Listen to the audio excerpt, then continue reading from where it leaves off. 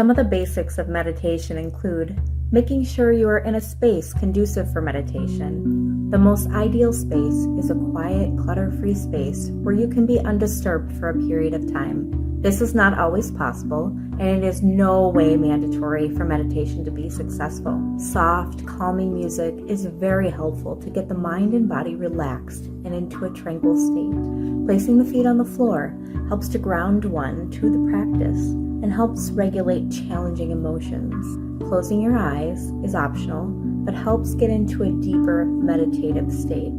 Be aware of your body sensations and start to regulate your breath naturally. Notice thoughts as they come into your mind and gently let them leave. Be kind to yourself.